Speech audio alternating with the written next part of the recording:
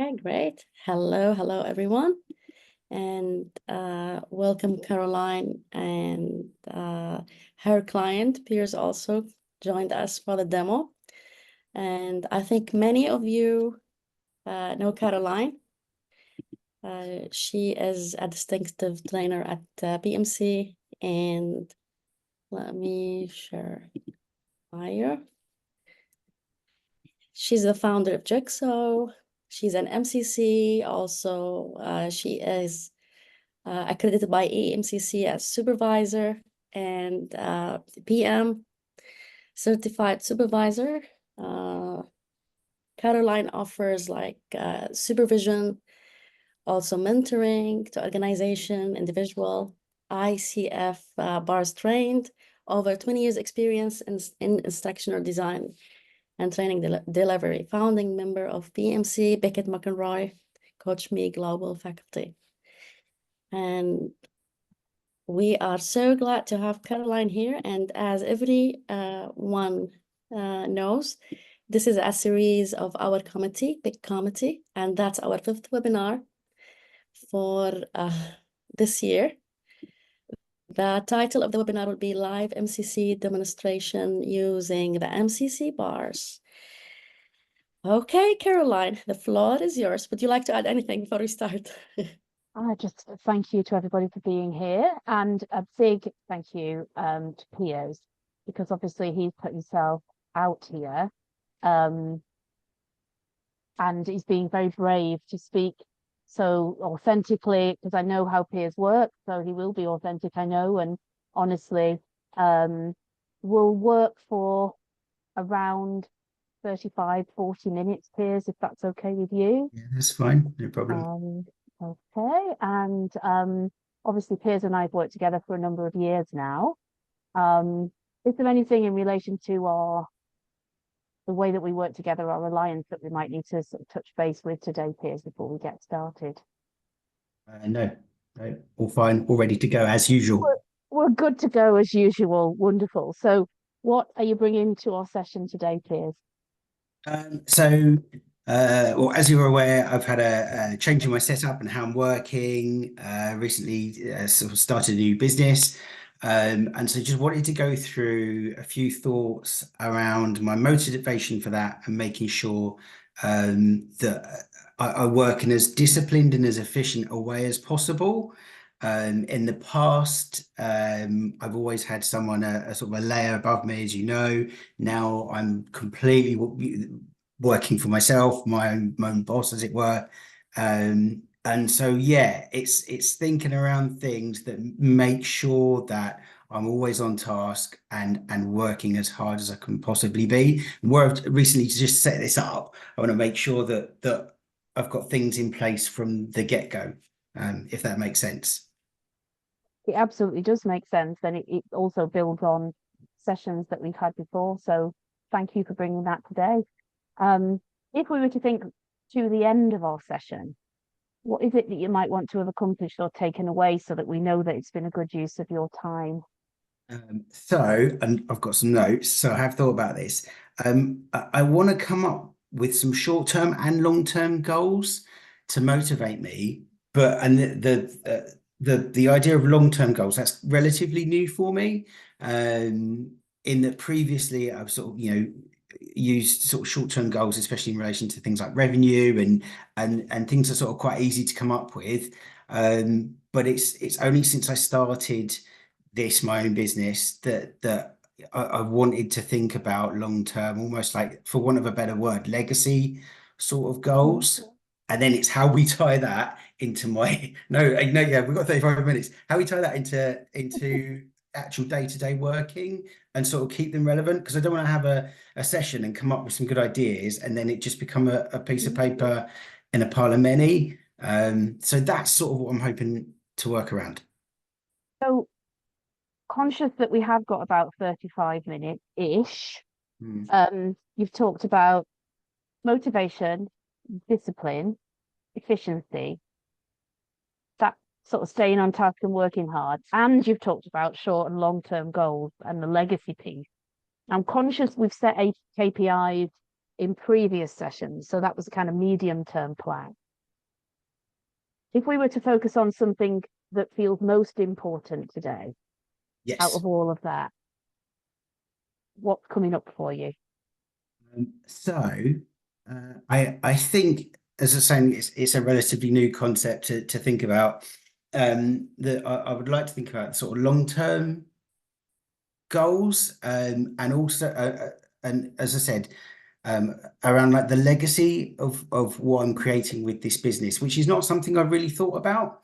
So I'm not sort of going back to what I said at the beginning of the session, but actually, yeah, I think to set up some sort of legacy goal or target that is genuine and I can actually get behind and believe in, that I think that might then give me not pride, but sort of pride in what I'm doing. So as well as it being nice and bright and shiny and a successful business and hitting revenue goals on what have you, and for want of sounding arrogant, you'll know that I honestly believe that I'll be able to hit those. It's creating something a little bit different through discussion. So I think, yeah, long-term legacy goals that are genuine, that aren't going to sound, for want of a better term, too cheesy. If we could come up with something like that, that would be good. So if I understand correctly, the focus has shifted somewhat, and having explored, you sort of like articulated all of the different things on your mind, you've come up with actually the legacy piece is the thing that you really want to focus on. Yeah, that's Okay, right. That'd be good. so what is it about that you feel makes it so important here and now? I think I think before, because this is now I've been doing the job that I'm turning into a business for 10 years. Before, maybe where I've not had full ownership, I've not always been super proud of it. It's absolutely fine what I do. It's a really vanilla job, as you know. But I almost want to try and change my own mindset as well, so that when I talk about my business and the business I've created, it's something that I'm proud of, and it's a really good thing, and it's gonna run for as long as possible. And I'm thinking, yeah, this is good. And when I talk to other people, not that other people's opinions are important, when I talk to other people, I feel okay to talk about it. In the past, I've been a bit, oh, I work as this, and this is who I'm working for, and it's all right. I want to be able to say, this is what I want to do. This is what I want to. This is what I do. Sorry, this is my business, and it is going really well, and I'm doing a good thing. So it's setting up something that makes sure I can get from where I am now, which is a little bit tentative, to there, if that makes sense. Yeah. Yeah, that makes sense. I'm curious, thinking about being here and going there, what is it that makes it tentative in this space here? I think I'm tentative because in the past I've done the job, and obviously it's been working for other people and under their remit and how they've done things, which I've not really agreed with 100%. I've gone with it because you get the job done. Yeah. And obviously it's been their business, and it's been absolutely fine, but a few things haven't sat brilliantly with me. And I've thought, oh, actually, I would change this, or I don't feel super comfortable about that.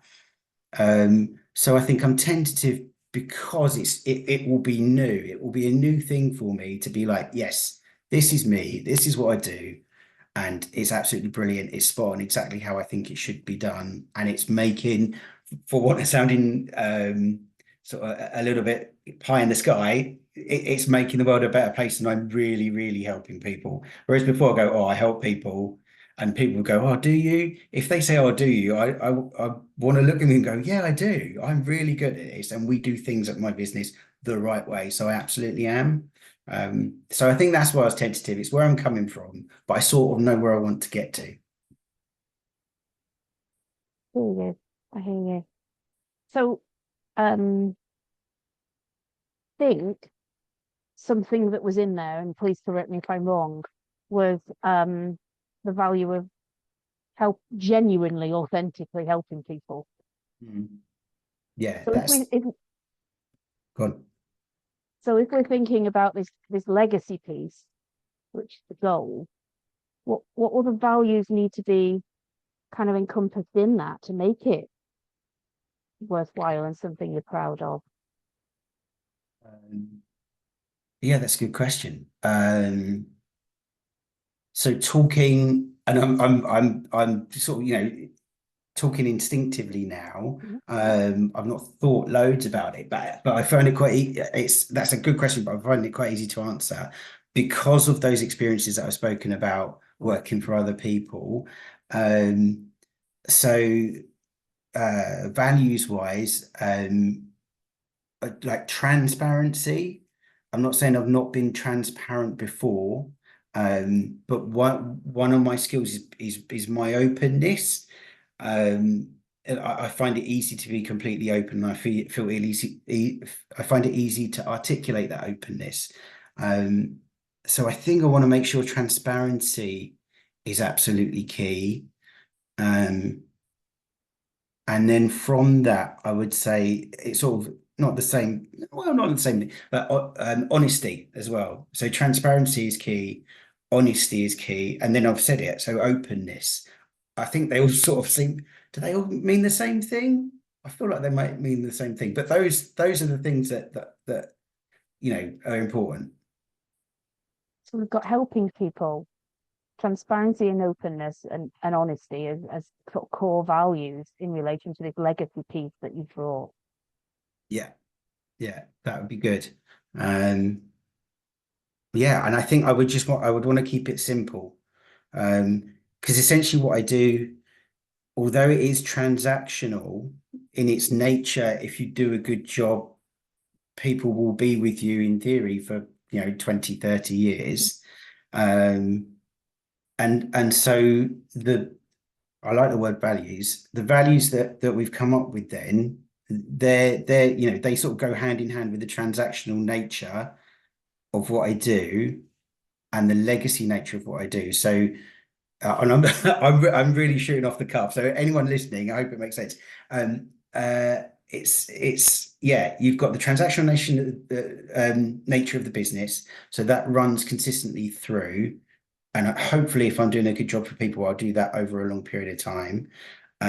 So that sort of sorts itself out. But if I've got those values there of transparency, honesty, and openness in whatever transaction I'm dealing with the people, then that will make sure that I'm doing a good job.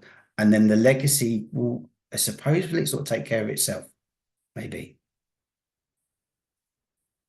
I think. Yeah. Okay. And if we were to think again about this legacy, what else is here that you need or want?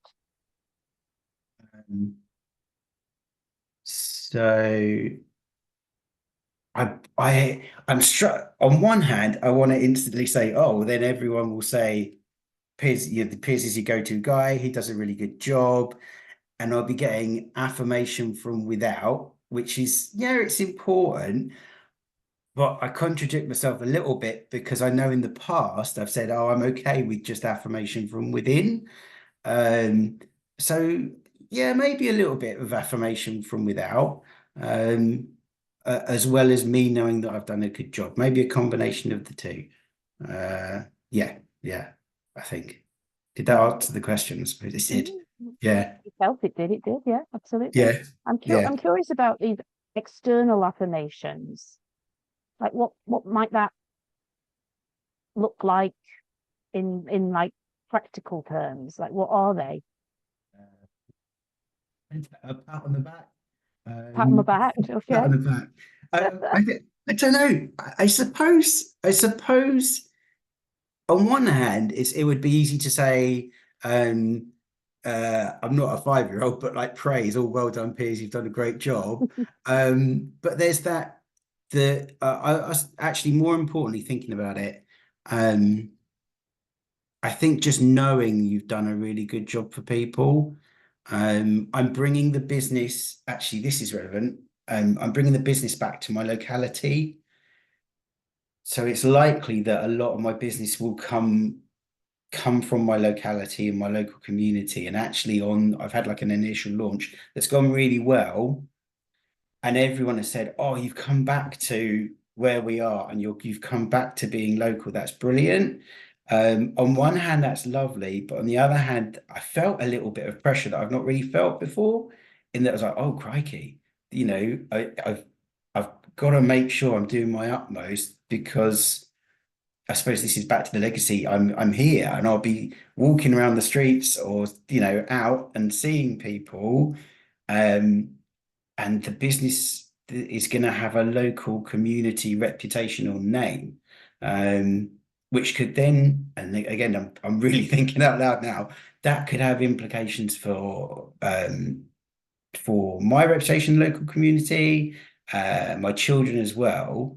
So yeah, I think I've gone a bit off task from the question, but yeah, I think it will be, what will it look like? It will be knowing that I've done the best job possible and being true to the values that I've created, not a pat on the back or some praise like a child in the school. Yeah, I think that will be the thing. So I think I've gone full circle. I know I said there would be affirmation from within and affirmation from without, but actually it's going to have to be affirmation from within, and me knowing that I've done the best job possible, so that if I do on an off chance see people around the local community and I've helped them, they'll go, there's Piers, he's absolutely spot on. That is a guy that you need to talk to. Yeah. Did that sound, that made sense to me? It did absolutely make sense to me. Cool. Yeah. So in order to get these affirmations, in order to feel within that you are doing a good job and that you're working towards this legacy piece, who might Piers need to be? I need to be. I really like this. This is good, because deep down inside, I know that means I will need to be, bearing in mind what we said at the very beginning of the session, I honestly think I would need to be the best version of myself, for want of a phrase, in respect to being disciplined and motivated. Because if I'm slapdash and ill-disciplined and not as sharp as I can be, that will obviously impact the job I'm doing, and that will impact the legacy goals that I'm setting up. So yeah, I will need to be my most disciplined and motivated self. Now, I'll find it easy to put things in place to do that, but it's the sharp end of things,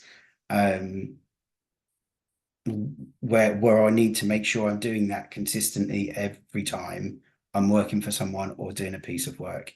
And actually, that's definitely what I wanted that was on my mind at the start of the session.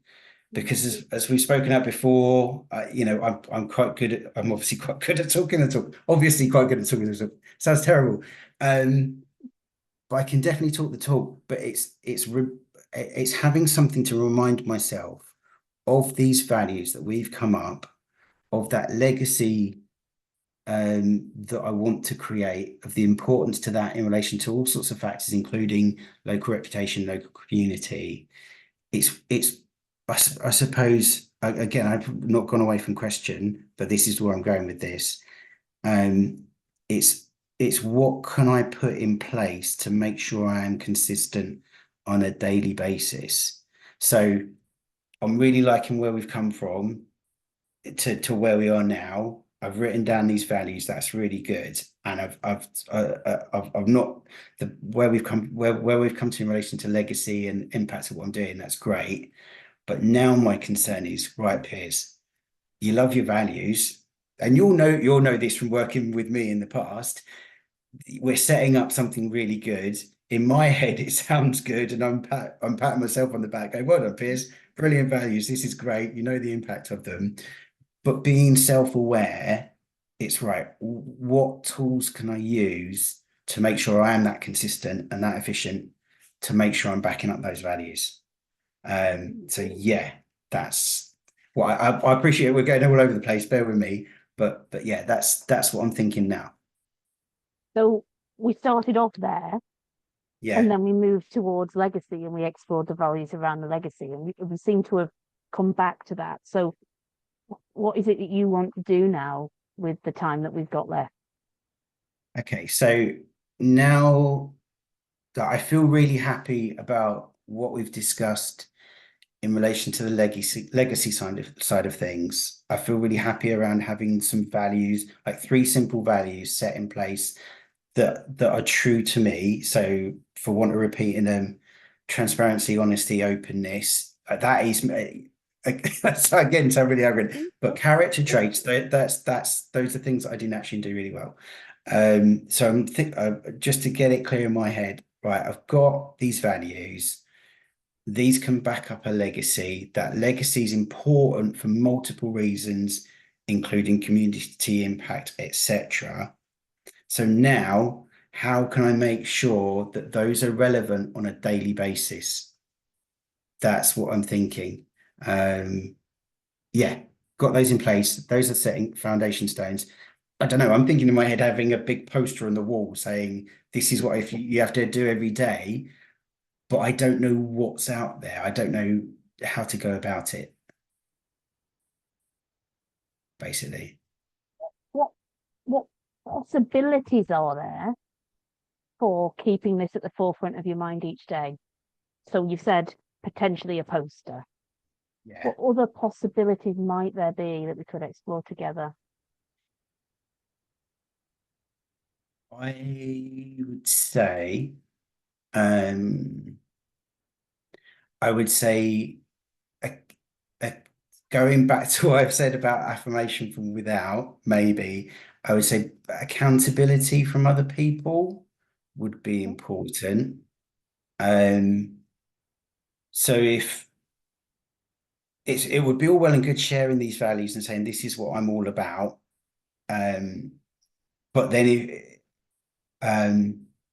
if I share them in a positive way and also relate them to my business, to people that can then hold me accountable. So, for example, if like at the end of every month, I was speaking to someone, we worked through the business that I've done that month, and they've said how you help people. Almost having someone say to me, "Right, Piers, I need you to be really honest. Is there have there been any times recently that you haven't been completely open, or you haven't been transparent, or you haven't been honest?" If that makes sense. I don't know what that conversation would look like. But I think that accountability, so absolutely sort of visual reminders and things that are prompting me at all times, but combining that with some sort of accountability would be good, like an accountability partner. So you come up with the phrase accountability partner yourself. So Is that a who thing or have might, I made it up? it's a thing. It is a thing. Yeah. Who might possibly be able to step into that role with you? Um, well, that's a good question.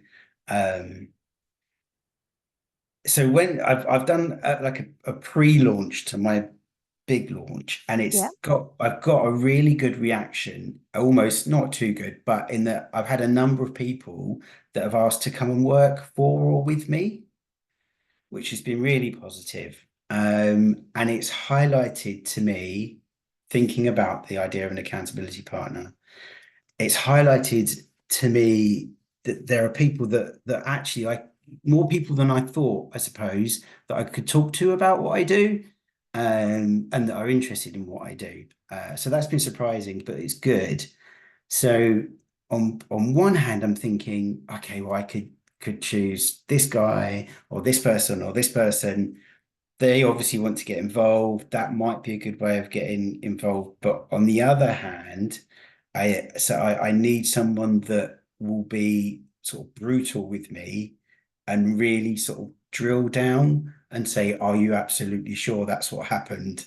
And, not saying I would be dishonest or not describe things in an open way, but they would, I need someone to properly hold me to account, not say, well done, you've done really well, but I think I need someone that would say, right, Piers, that's great. I don't need to know about the fluffy bit. We need to drill down. When didn't you get it right, and why didn't you, and how can we avoid that next time? I don't think, therefore, this is a long way of answering your question. You asked who, but I'm literally thinking aloud. I don't think I want someone that is like keen to get on board, because I think they might be sycophantic, and just say, this is what this guy needs to hear. So I think as an accountability partner, my obvious answer is my wife, but that would put a bit of pressure on her and the relationship. But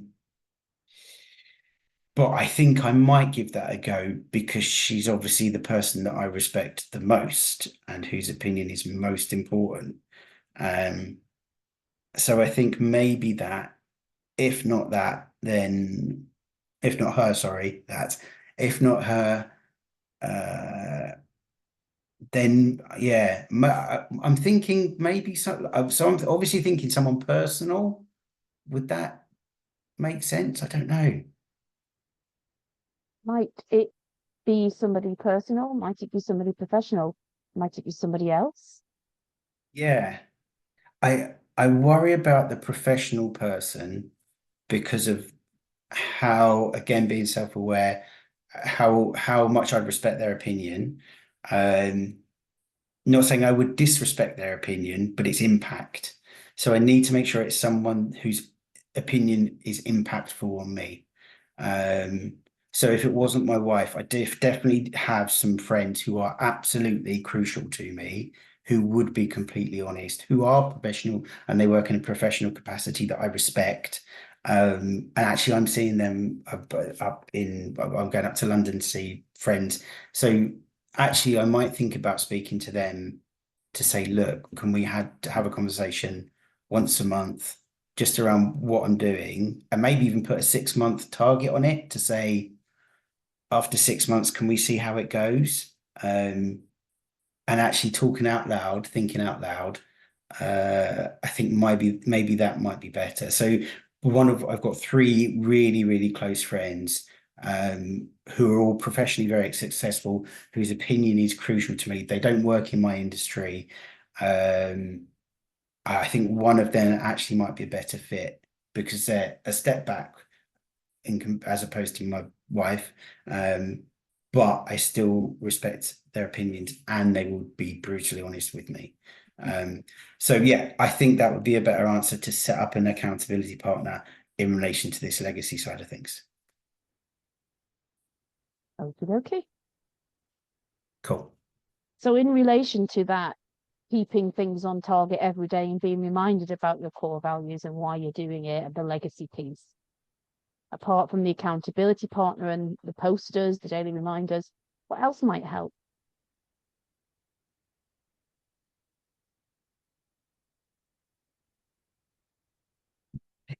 My instant answer to that question was me.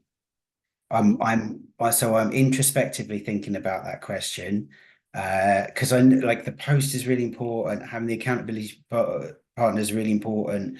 Reminders, I'm genuinely behind these values. This is great. But as with most things, the thing that scuppers it, the barrier will be me. So it's getting my head into a space consistently that I'm valuing this. So, and I suppose that's only I can be in control of that. I'm not talking about myself like I'm another person, but it's me committing to this and me having the right attitude. So you've got all the tools outside, you've got people outside of me, and then you've got my own attitude as well. So yeah, it's my own attitude towards it and making sure that's on point every day. What learning is there here around you and your attitude? I would say there would be learning in that in the past, my attitude and internally my approach towards things has not been as disciplined and as strong as it should be, or as I would have wanted it to be. And now I'm at a point I definitely want it to be as strong and as powerful as it can be. And I'm going to commit to that and make sure I'm like that every single day, even if I'm having some sort of internal monologue and having a word with myself and saying, right, you know what your values are, you know what you're meant to be doing today. This is your chance. But I almost need some sort of, for want of a better term, like a mantra at the beginning of the day, or some sort of trigger to make sure my mindset is there. So even when I'm not feeling it, or I've got distractions, which in the past have definitely meant that I've not been as strong mentally as I should have been, it's putting something in place to make sure my mentality's right. What would help you then, either when you get up or when you're on the way to work or when you walk into the office, to get your head in the right space? That's a good question. I need like a punctuation point, something to punctuate things so that there's like peers walking to work, peers in the gym, and now peers at work. It's something that demarcates that and says, right, off we go. Um, I've I've not I honestly have not thought about this. But I do know people have sort of they do use songs and music to sort of get themselves going. And I know I've been in sort of CPD things and this has been suggested. And I'll be honest with you, I've sort of shunned that and thought, oh, I don't like the idea of that. It sounds a bit But actually, I think having some sort of song to play at the start of when I walk into the office, and from that point on, um, I get going. I think I'd like to try that, and that's when I get going. So yeah, that would be good. So I've got in the office values displayed somewhere. I've got an accountability partner, and then when I get in the office at whatever time it is, I play that song. That gets me going. I sit down, and we're off and we're running. That's the picture I can see. That makes sense to me. Does that sound It weird? does make no, it does make sense. And just offering this as an observation, when you were talking about that and thinking about that, you did significantly slow down.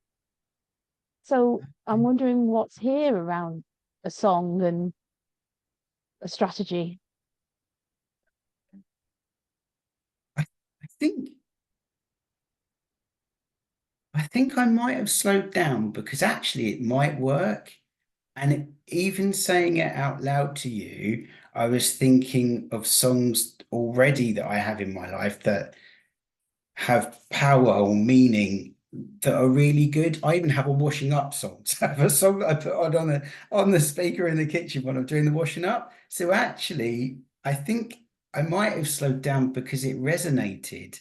And I was thinking, oh yeah, I quite like the idea of that, and I could commit to it. Whereas when I brought it up, it sounded a bit, yeah. Whereas actually, I think I could do that, and I could commit to it. Yeah. I love it. I love it, Piers. And with your permission, if it's Yeah. okay to just share something from our previous sessions and bring it in here. Yeah, go for it. Go for it. Um,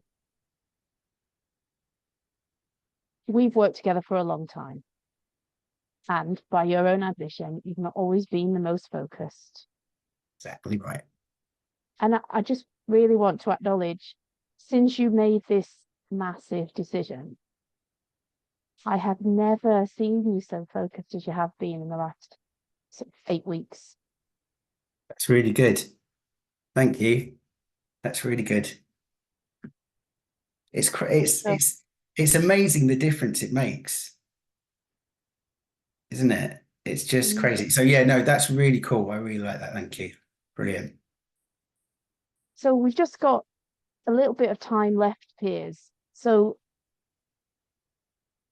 without offering any offense in the slightest, because I know you'll take things in good humor, you're not always, in the past, by your own admission, great at sticking to what you decide you're going to do. So on this occasion, what or who might help you stick to these decisions you've made today? I'm gonna say firstly, you are absolutely right. It is sticking to it. And I've got, can I show you my notes? They're not, so at the Absolutely. bottom, I've written the word commit to it here, literally commit to it, because that's the key. It's me committing to it. And I'm, as you said before, I've not been brilliant at that, but I am really committed.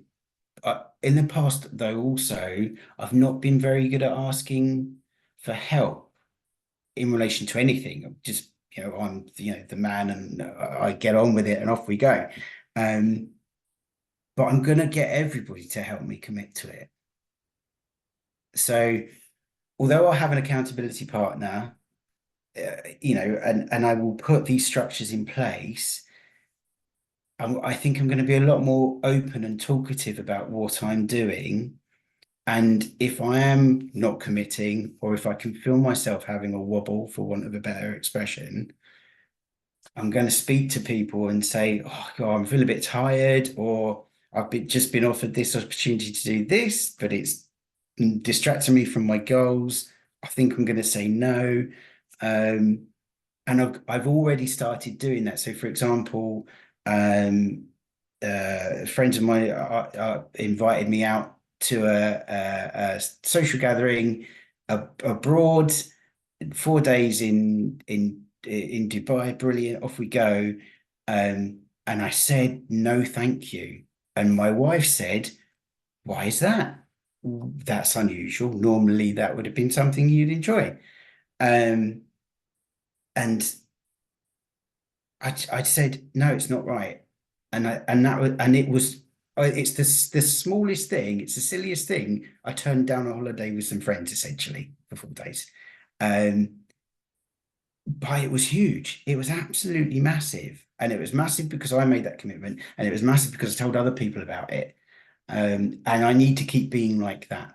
So I'm going to share with lots of people, ask for lots of help, and say to people when I am committing, and tell people when there's chance that I don't, to make sure that all times I am committed to it. Yeah. Brilliant. Cool. There you go. Happy with that. So happy with that. Brilliant. So in relation to our insights here together today, what's coming up for you?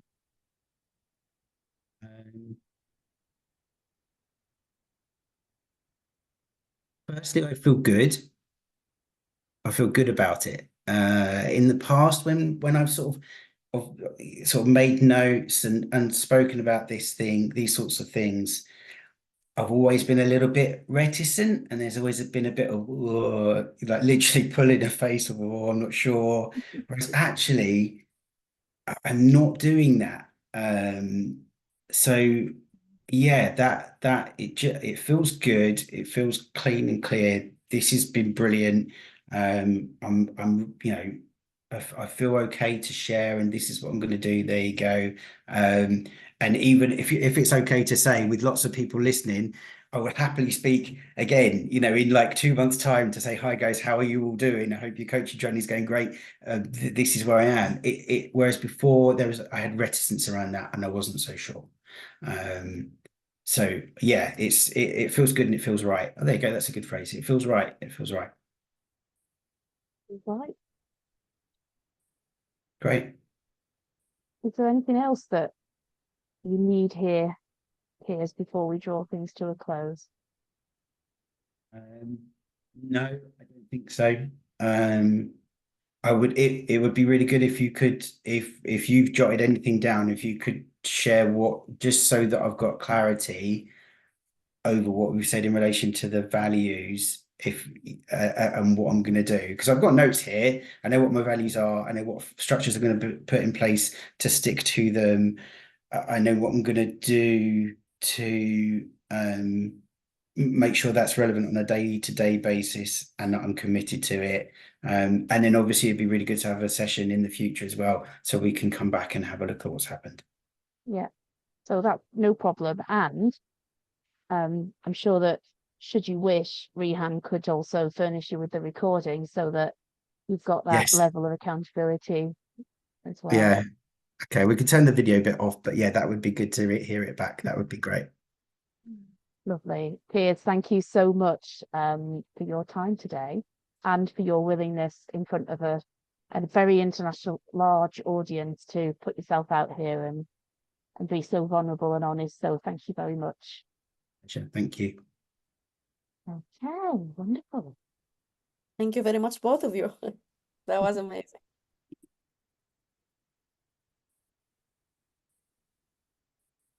Okay, Rehan.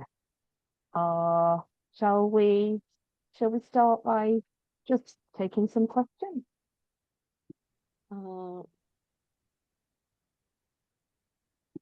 I got some compliments. She's a great coach. We enjoyed the session. Thank you very much. So I'm not sure, I was muted. Did you hear me a few minutes ago? No, I said thank you so much, Caroline, and yeah, for me. Okay, brilliant as always, Cindy. So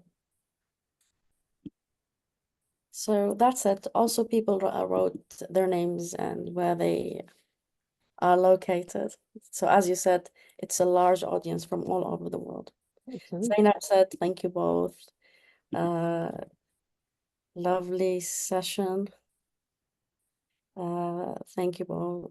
Lovely session from Jan also. Beers. I really enjoyed meeting Beers and learning from Caroline. Thank you. Nano, you have a question? Yeah, she has a question. Please feel free. Anybody who has any questions, put them in the chat. Raise your hand. Rehan will check out those screens and make sure we're not missing anybody. Nano. Hi, well, good morning from California and probably good evening where you all are, or good afternoon. Thank you so much for this demonstration of MCC coaching. One of the areas that I have a question on is when Pierce said, like he didn't know how to, he talked about like a poster board, and then he was like, well, I don't know what else I could do. And then you went in, well, what possibilities are there? What if he said something like, well, I don't know. How would you not have given ideas, but continued down the path of having him come up with an answer? Well, what might an outsider looking in suggest to you? What might somebody in a similar position be doing? What might your dog suggest? You could basically, we're asking questions, so we've got alternative perspectives rather than just Piers's perspective. So obviously we know in terms of coaching competencies, our role is absolutely not to give suggestions, ideas, etc. We can offer things in relation to competency 7. We can offer observations, comments, etc. But we offer them as inquiries. We don't offer them as advice. And we always follow up with a question. So we have to be careful how we phrase that.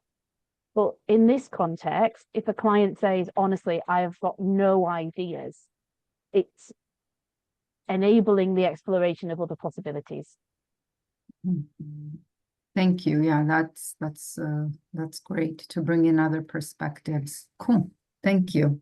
You're very welcome. It's nice to meet you. Thank you. Likewise. What other questions do we have around that conversation? We have more compliments. Jawahar, amazing. Sarah Wadi said, wonderful to have the witness to this. Thank you both. Thank you for doing an open session. Commendable vulnerability. Rahi. And somebody had to drop off but thanked us. Thank you very much. Ladies, gentlemen, Any other questions? Question. Hello from Barcelona, Spain. Hello. Thank you. Hello, Caroline. Hello. I admire your presence, your 6.7, how you summarize, how you evoke awareness, and your 7.8, how you allow the client to speak. I'm talking about PCC markers. Sorry, because I am still in my PCC. Yeah, of course. But I know it's not bars, and I admire that from you. So it's impressive. I have two questions for you. I understood Pierce, and maybe I'm wrong, that he wanted legacy long-term goals. Legacy long-term goals. And then you stick to the legacy. Then he confirmed that it was legacy, but just, maybe I'm wrong here, right? But I understood legacy long-term goals and not legacy. This is the first thing. And then just curious to know, because they're having two objectives that then they have been blending in one session objective, how the coach can confirm with the client that the goal has been achieved. Where is this 3.2? How will you know at the end of the session that you achieve that? I know the bars is more ambiguous and more abstract, and still this thing, right? This 3.2 confirmation of measures of success. And then at the end, he had not taken notes. So, and it was nearly the end of the session. So I'm just curious if it would have been an 8.1 okay here, asking for how is the session going and what do you have now in your action plan if we know that the client does not write notes. So these are my three questions, and thank you. Sure. So Piers did write notes. He showed us. So I know that he does that. And sometimes in our alliance, we have the agreement that I'm just quiet while he writes the notes, and I'm just watching and waiting until he's ready. In relation to the legacy piece, so obviously we can all go back on the recording and check I did, but I think if I did it right, I clarified the goal.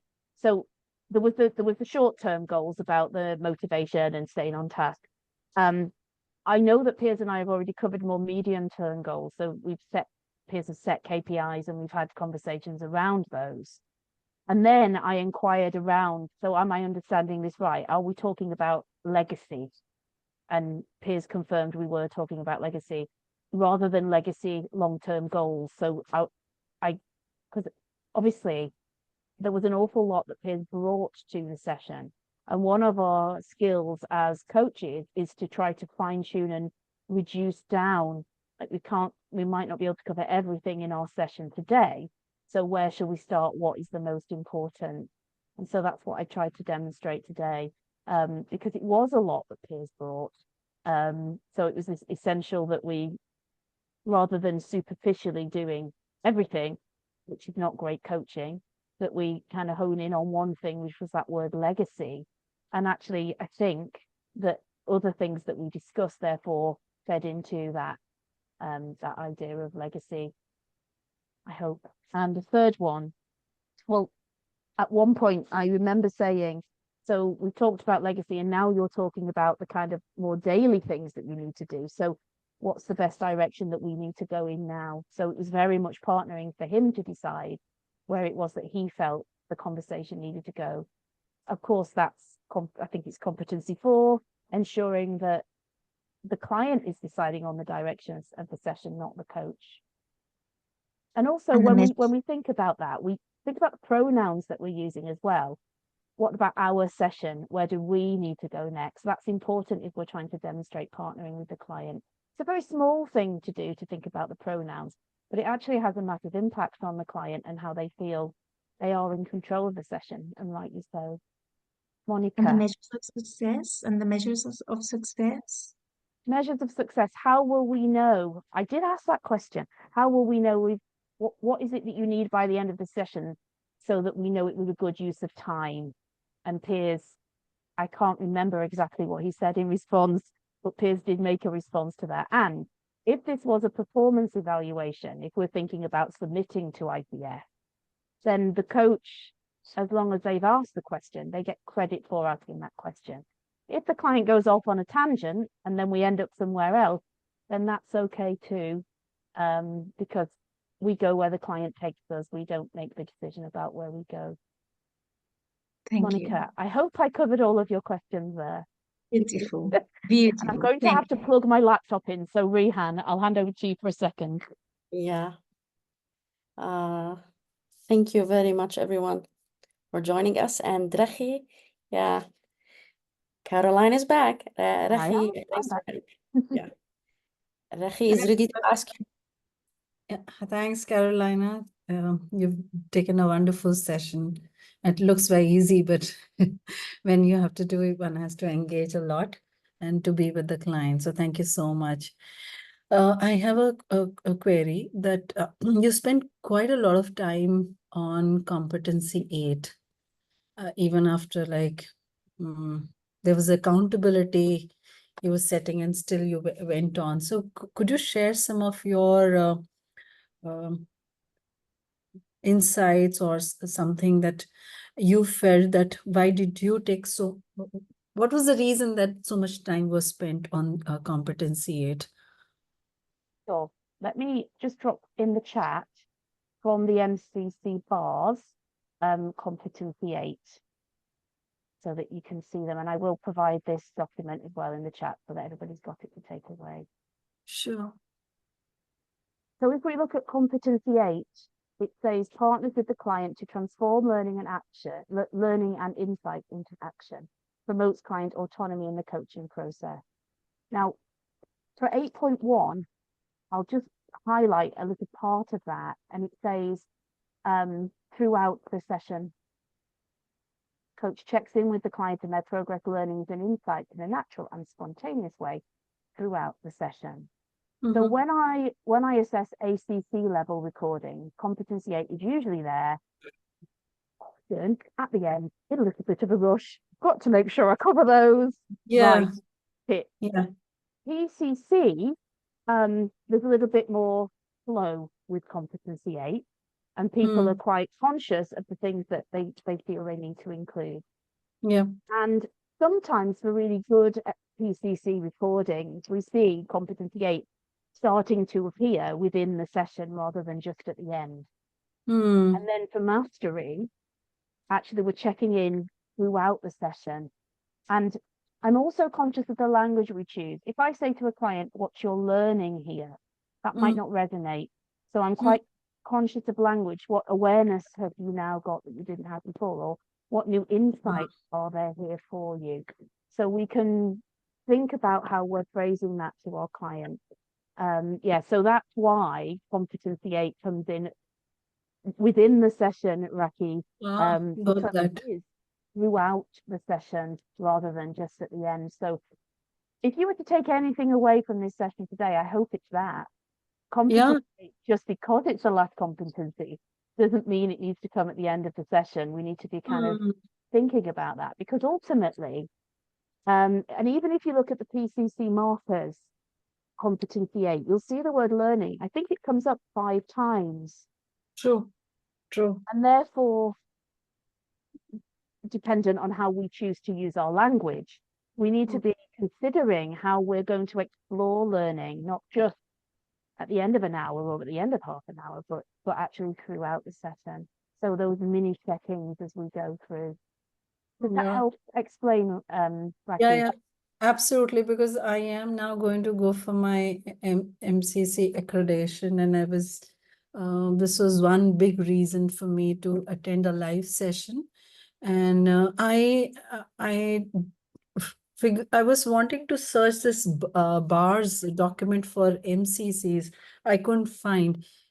Is it any way that I can find it? Because then it becomes easy to really assess my own recordings. Yeah. So I popped it in the chat for those of Thanks. you that would like to download it. And there's also, I mean, if I was to say there are a couple of things that you really should read if you're applying for your MCC. Firstly, it's the minimum skills requirements. So the link is there on the ICF website. Sure. And actually, what's a really good idea is if you look at the minimum skills requirements for PCC, you place them against next to the minimum skills requirement for MCC. So Mhm. you start to make distinctions around the difference between the two. So make those comparisons, put them in a table, do what you need to do to really start thinking, okay, what I need here. Just a little bit of wisdom I'd like to share at this point, if this is okay. Please go ahead. I'm attending just because of this reason. If you think of ACC, Mhm. entry-level coaching, for those of you that might not be so familiar with ICF's terminology, accredited, a certified coach. The bars are quite, let's say, loose. And I do this purposely. Like, we're holding the coaching session, we're holding it quite loosely. They're quite broad. And when we get to PCC, like, we tighten our fingers and we come very, very, a little bit rigid. Like, there are specific, very clear expectations for PCC, which are, I describe it like the backbone of a really good coaching session. We have very, very clear competency 3 and 8, and then we have lots of fun in the middle. Yeah. When we get to MCC, we kind of loosen up a little bit more. And we're able to do that because we have the structure and the backbone, and we feel confident knowing this is what's needed in a really good coaching session. And I can now not even think about the process. I'm doing it with flow and ease. So there's significantly less attachment now I'm an MCC to the process itself, because I have trust in the process and my client, and we'll get to where we need to go, and having faith that that will happen. And if I feel like I don't know where we're going here, then that's when we check in with the client. We partner with the client to say, okay, so where do you think we should go next? Yeah. It's very helpful what you shared, and also this distinction that not to take the competency 8 as the last piece, but weaving it while the session is going on. Yeah, it's Checking a in on very the good. goal, checking in on the goal throughout the session, checking on the learning or the insights or the awareness throughout the session. And then, Piers mentioned, friends in London, one of them might be able to help with accountability. That wasn't right at the end of the session. So we brought accountability in there, didn't we? So, yeah. Yeah, now it makes sense. Yeah, now it makes sense that why it seemed like you were spending a lot of time, and I was wondering what's happening, and it's a great learning for me. Thank you so much, Carolina. Good luck with your MCC application. Thank you, Rehan. So do we have any other questions, please, ladies and gentlemen?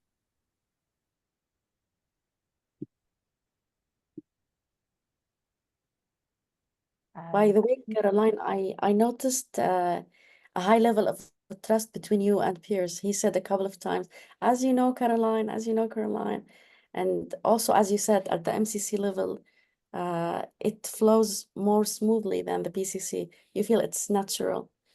You don't push anything. Nano has another question. Yes, Nano, please. If we have time, I know we're at the hour, so do you still have time? We have time. Yeah, please go ahead.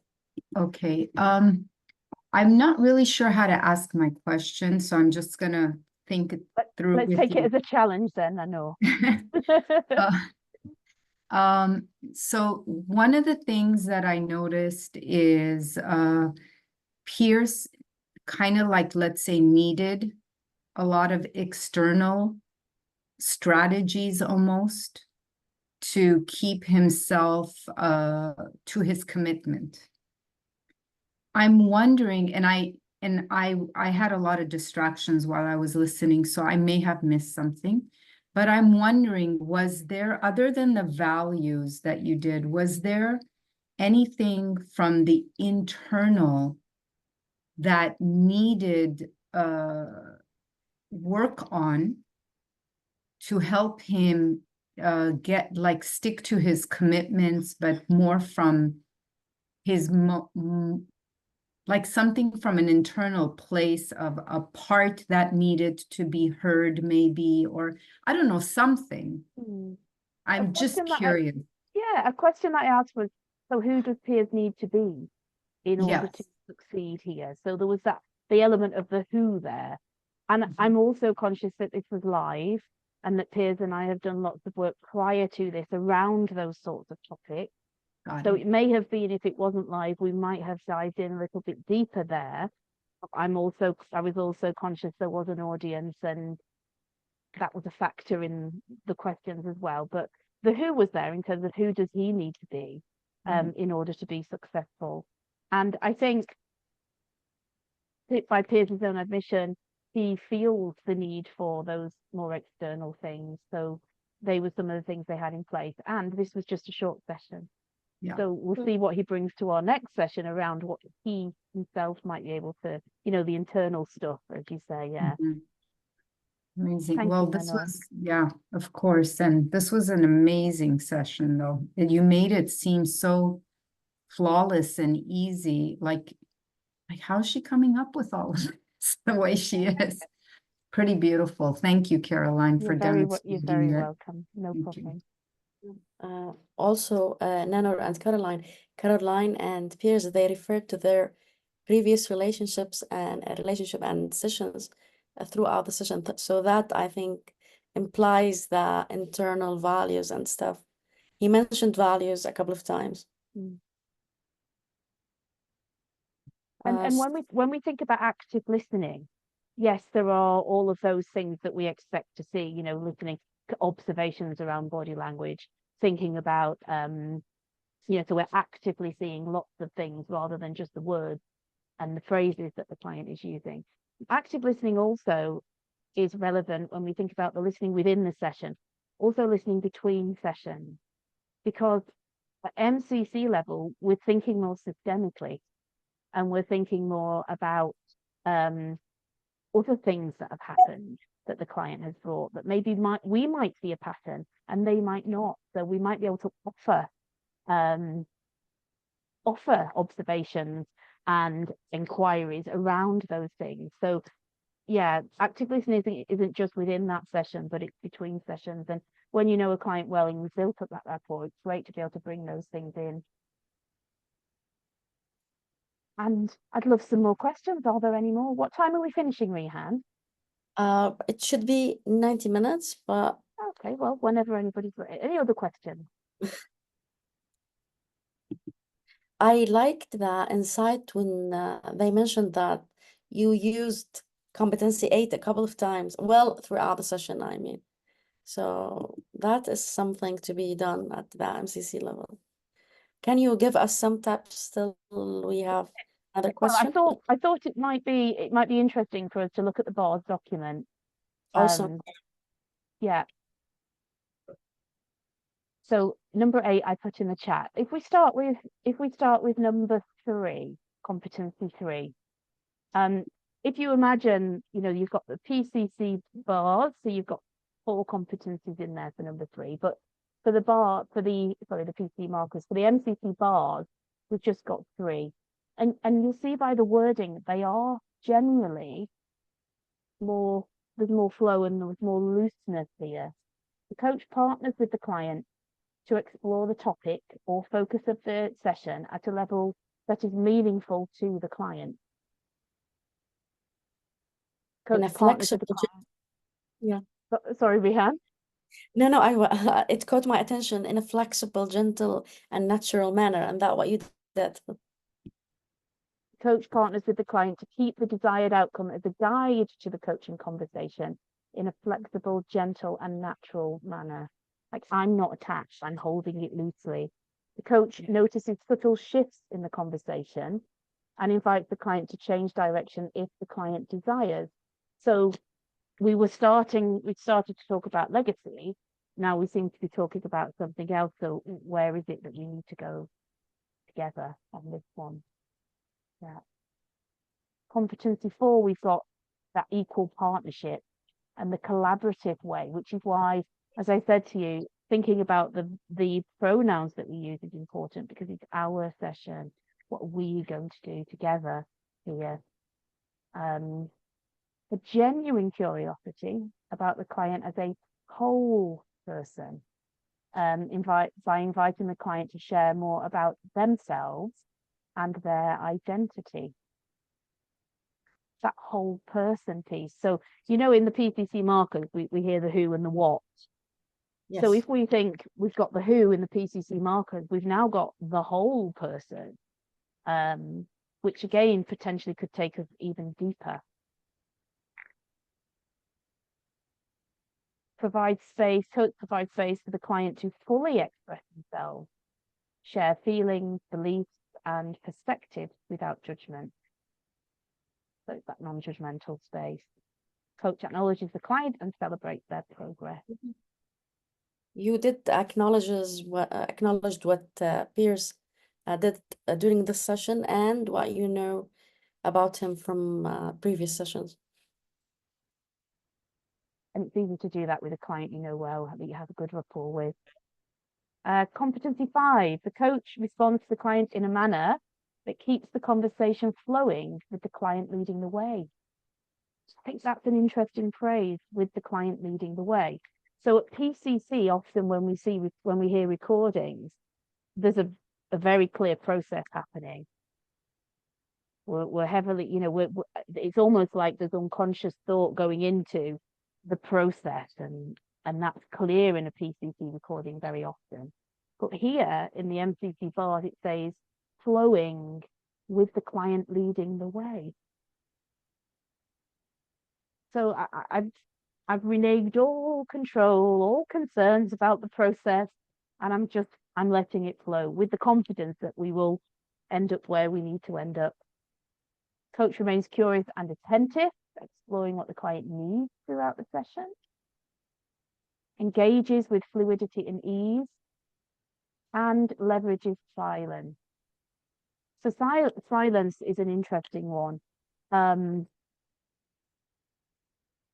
It takes great confidence to hold the silence and hold the space. And in MCC recordings, we see that a lot. And also, I use Ray Notes. I don't know if anybody's familiar with it, but that gives a percentage actually of how much the coach is speaking and how much the client is speaking. And sometimes some of the MCC recordings I assess, it might be the coach speaks for as little as 10% of the time, but yet has been extremely effective in the very concise use of language, the very concise summaries or paraphrases or mirroring. Yeah, PCC recordings around 20% usually. Obviously, these are just sort of ballpark figures, but yeah, so the silence and holding the space is important. For active listening, we have this word here is important. Focuses on what the client is and is not saying to fully understand what is being communicated in the context of the client systems and to support client self-expression. So systems, when we start to think of systems, we think of the family, the organization they're working in, potentially the team that they're working in, their friendship group, their religion, their community, their nation, their culture.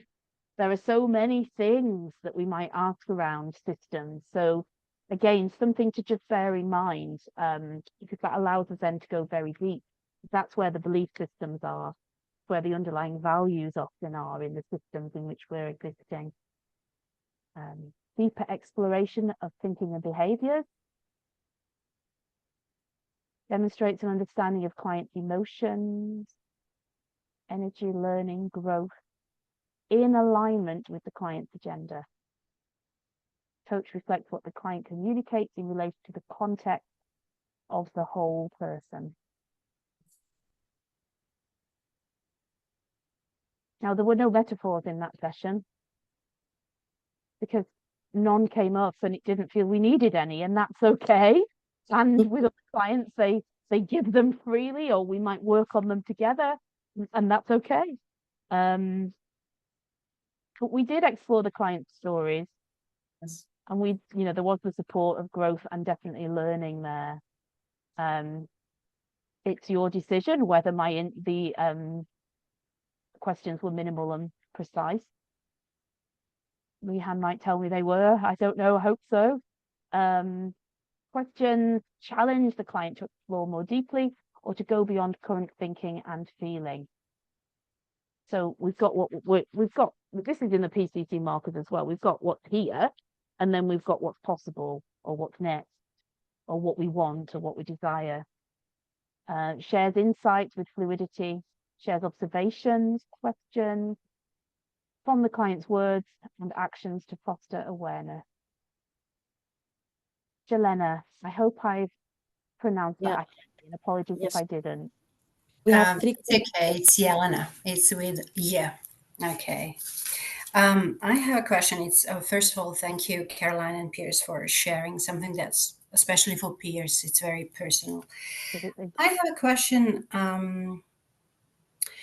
If you don't have a great rapport as you have with Steve or a client, and if a client is someone who's not so observant or a little bit introvert or not particularly open to share things, or doesn't have that sense of, or I don't know, talent or gift or ability or to self-reflect and to be introspective, what do you do? Because you can't guide the client.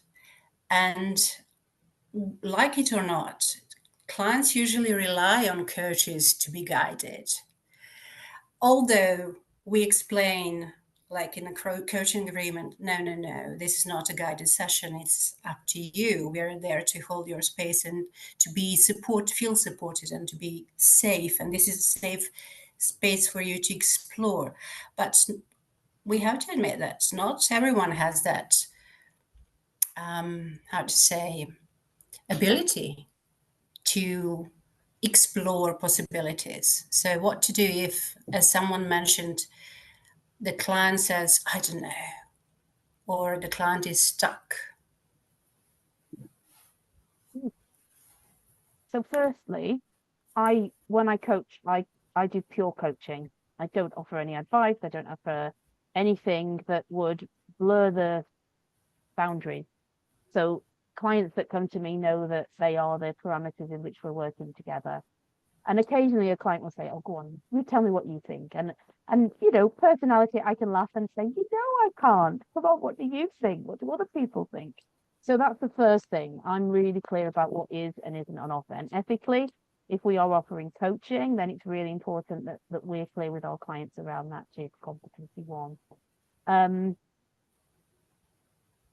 If a client feels stuck, I might ask questions. So what would help you feel unstuck? Or what does being stuck feel like? What would it feel like to become unstuck? What might help you get there? You say you've got no ideas. I'm challenging you. What one idea might be possible? So I think, well, certainly when I build an alliance with a client, I build in that permission to challenge. So I think that would be the point where I would start to challenge and say, you know, if there was just one very small thing that you could do, what might it be? So I would push Jelena and see what came up. And if the client really said, honestly, I genuinely have absolutely no idea what I can do. Okay, so who in your network might be able to offer some suggestions? So it might be a family member, it might be a colleague, it might be a mentor, it might be, you know, the previous, you know, whoever it might be. So if you really can't think of anything, who can you go to get some ideas? And that way I'm fulfilling my contractual duties because I'm challenging, I'm kind of provoking, I'm, you know, but I'm also supporting because I'm giving them opportunities to explore what might be possible. So that's what I would do if they really, really were stuck. What would you like to come up with today to make you feel a little less stuck, even if it's like one tiny little bit less stuck? What might it be? How will we know we've been successful in getting you unstuck in, you know, a month's time? What would being unstuck feel like? Those sorts of questions. Does that help, Jelena? Yeah. Thank you. Yes. Because enabling them and empowering them to go and find the answers and the people that might be able to help.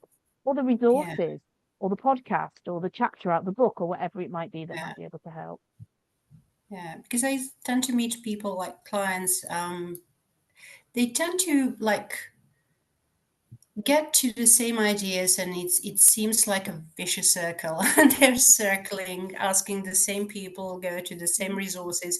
It's very difficult for them to get outside of that circle or comfort zone, or like, and then I'm very gentle with that challenging and pushing, because I, as a coach, my primary, how would I say, I want my client to feel safe and appreciated and respected. And when I see that there is no point of challenging or asking or pushing, I don't do that. And then at the back of my mind is like that question is like, but was there something more I could have done to just get to that breakthrough? We all think that, Yelena.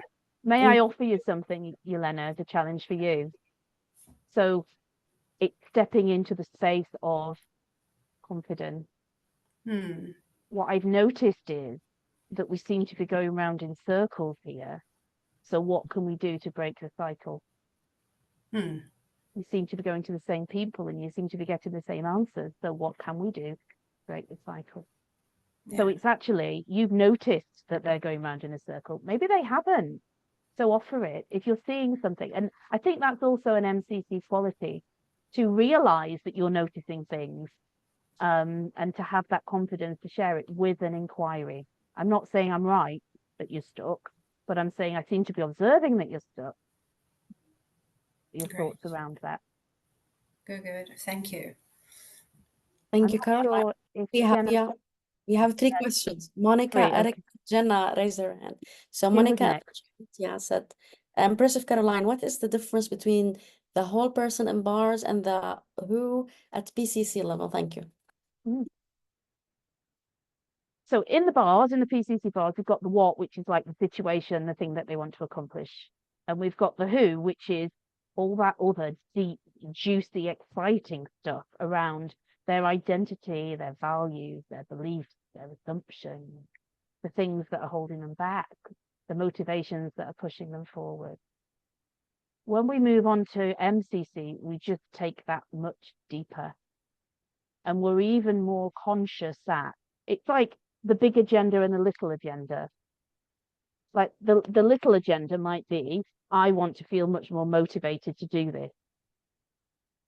But the big agenda is actually you, and what's stopping you being motivated, and what past experiences are influencing the way you're behaving, and what can we do to move forward from this, and who is it that you want to be? Who are you being at the moment? Who do you need to be?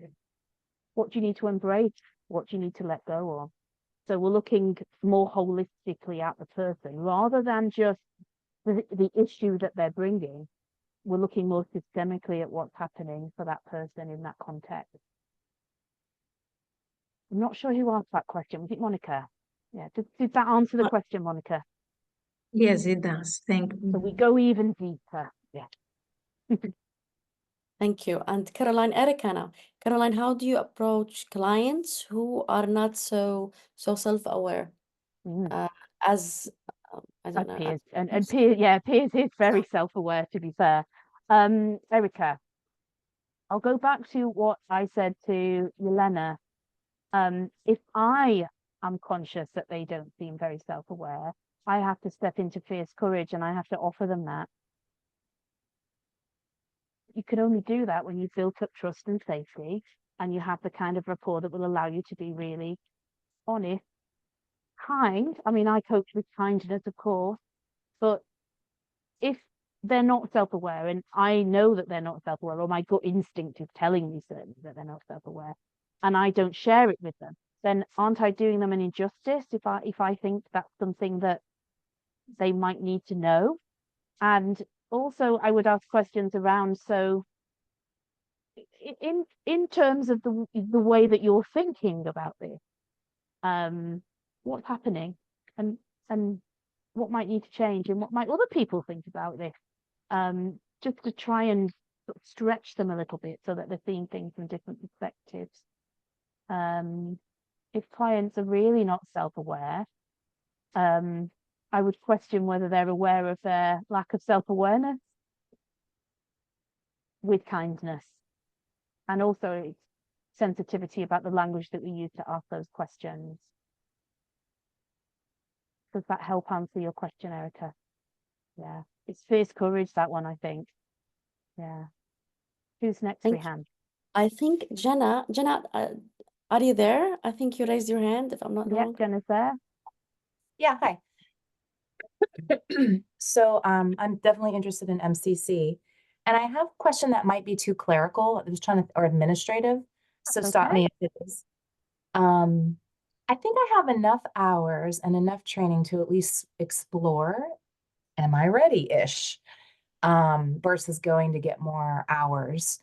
And so I think two things. One is, it seems all the ones that are in level 3 for training for MCC are so many hours, like 80, 125. And I wondered if you knew of any particular courses that are only 10 hours or 20 hours or something smaller to just be refining. Or is that something perhaps like in group coaching somewhere where people interact and play with it? I'm kind of looking at that's the big question, first question. So there are two things that come to mind. Firstly, supervision, whether it's in groups or one-to-one, counts as CCE hours. So you can use that in terms of a portfolio route to MCC, and you can use up to 10 hours of supervision for an application or to renew. So that's the first thing. And the second thing, coaching program, I'm a member of the faculty. We offer a full level 3 program. As you said, it's a lot of hours, but we also offer the option to buy into parts of that. And something that might be really useful for you, Jenna, are the masterclasses. And they're delivered by 8 different MCCs, and we all bring our particular area of expertise. So it's 8 2.5-hour sessions over a period. I think it's a period of 8 weeks. It could be 10. There might be a few gaps. That might be something that could be of interest to you, because actually you get a real broad spectrum, and all of those are mapped to the MCC bars. So you do know that you're actually getting, you know, the sort of level 3 content there.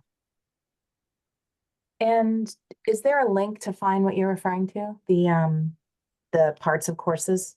I'll let Rihan I'll let Rihan find that in the Sounds chat great. for you. Yeah, Okay. if you look up Beckett McInroy online, you'll find Beckett McInroy level 3, then you'll find the information. And if not, I'll Checking pop now. Just give me a few seconds. yeah, there you go. There's my email address anyway, Jenna, and I can always Okay. ask the I'll grab that if I don't get it. But so, and to clarify, I got a little stuck because I think when you do It's in sort the of, chat. you have to have mentor hours as a separate block of experience that you cannot count as CCEs. Is supervision different than mentor hours in your mind? Okay. Okay. Yeah. That's the message. Supervision is a distinctly different type of professional development than mentor coaching. If we're Okay. looking at the ICF specific, mentor coaching is based on competencies and usually based around recording. That's the ICF definition of mentor coaching. And you'll need, for a renewal or an upgrade, 10 hours. You could do 10 one-to-one, or you could do up to 7 groups, but you need to have at least 3 one-to-one hours with an MCC level mentor coach. It needs to be somebody at MCC level. Secondly, there was something else so it just slipped my mind. Supervision, that's it. Supervision is basically everything else. It's about you as a coach. Oh, okay, got it. Professional standards, ethical issues, bringing issues with challenging clients. It's more of a developmental piece for you as a coach, whereas mentor coaching, competency based, largely around recording. Okay, and do you do both personally? Of course. I'm an EMCC accredited supervisor, because ICF obviously don't have that facility at the moment. So that's the European Mentoring and Coaching Council. So I'm an accredited supervisor and I mentor coach. I've got a professional certificate in mentor coaching up to MCC level. And I'm VARS and marker trained and all of those sorts of things that you need. Okay, great. That was helpful. I think that's good enough for my question. Thank you. Thank you, Jenna. I think, yeah, everybody else is thanking you, Caroline. Okay. Thank you for Gosh, is that the today. time? It is, yes, almost time. We've got only 2 minutes left. It was lovely exploration and demo, and yeah, great session. People are okay. So one thing they are asking about is the recording. I told them hopefully yes, but let me confirm with Caroline and Will be a Piers. problem. Piers said before the session it's Awesome. fine. Yeah. Awesome. So I think, yeah. share the recording, sure. Monica has a last question in the last minute. Okay, go ahead, Monica. Yes, exactly. Caroline, what about this self-awareness issue that it was brought here to just bring it with compassion? Because it's normal that at the beginning of a coaching process, they are not so self-aware. So what about seeing how it goes during the coaching process? And if the client is not stuck and keeps on going and achieving little by little, achieving the goals and getting awareness. And so who are we to say if they are self-aware or not? What do you think about that perspective? So what I wouldn't do is make an assumption that I'm right and they have no self-awareness. What I might do is offer an observation followed by an inquiry around self-awareness. And as I said earlier, that's not something I can do in the first 10 minutes of a session with a new client.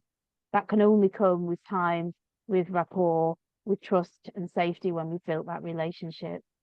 But if it is something that I am observing and I feel, you know, in my gut that might be something helpful for the client's development, learning, awareness, insight, then that is something that I would share at the right time, Monica, as I said, with kindness. But yeah, you wouldn't just go in wham in the first session with that because you've probably never seen them again. Yeah, thank you for that, Monica. Anything else just before we close? That's it. Thank you so much, Caroline, and everyone. If Rehan shares the link with me, I'll pop it on my LinkedIn so that people will be able to access the ICF Saudi chapter's YouTube channel from there.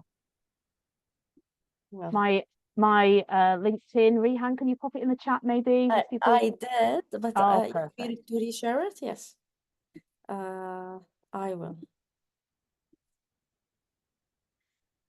Okay, And that is my website, jigsaw.coach on Facebook, Instagram, and online. Thank you very much, everyone. So it was fantastic with Caroline and all of you. People bring the the vibes with them. And Good Caroline, luck to everybody with your coaching and with your credential if you're heading in that direction too. thank you very much. Take care. Good night. Thank you, Rehan. Bye. Thank you. Bye-bye. Thank you. Bye.